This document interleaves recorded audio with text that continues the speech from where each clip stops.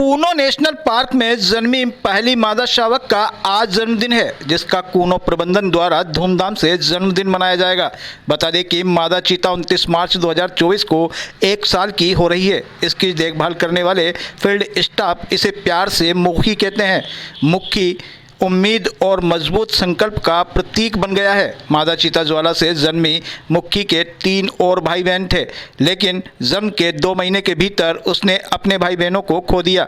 खुद भी वह कूनो नेशनल प्रबंधन के प्रयासों से मौत के कगार से वापस आई। इस पूरी प्रक्रिया में मुखी और उसकी मां का साथ छूट गया। यह मुखी के लिए सबसे कठिन दौर था, लेकिन पशु चिकित्सकों और फील्ड स्टाफ की कड़ी मेहनत एवं देखभाल के फलस्वरूप वह इस कठिन दौर से निकल पाई। छोटी उम्र से ही मुखी को एकांकी जीवन जीना पड़ा। मुखी ने भारतीय परिस्थितियों को बहुत अच्छी तरह से अनुकूलित किया, जबकि अन्य व्यस्त चीते भारतीय मौसम, विशेष रूप से अपने आगमन के पहले वर्ष के दौरान मानसून के महीने की गर्मी और आर्द्र मौसम की स्थिति के साथ तालमेल बिठाने के लिए संघर्ष कर रहे थे। अन्य चीतों की गतिविधियों पर गहरी नजर रखने वाले मुखी ने बारीकी से देखा कि दूसरे चीते क्या कर रहे हैं। अलग अलग तरह की आवाज़ हो या पुकार, वे हर पल जंगली चीते के व्यवहार को समझती नजर आती। जंगल में जीवित रहना अत्यंत कठिन और चुनौतीपूर्ण है।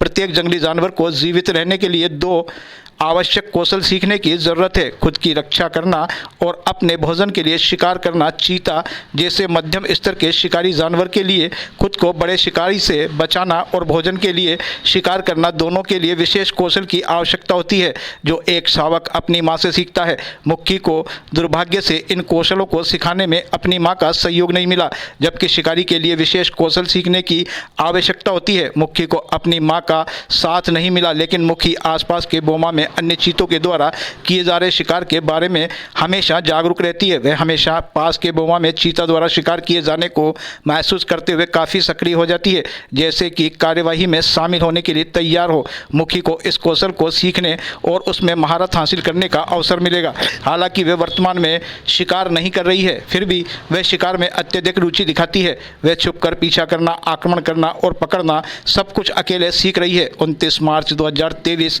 संरक्षण के क्षेत्र में एक ऐतिहासिक दिन है। मुखी के पास एक विरासत है, 75 वर्ष के बाद भारत में जन्मे पहले चीता होने की विरासत।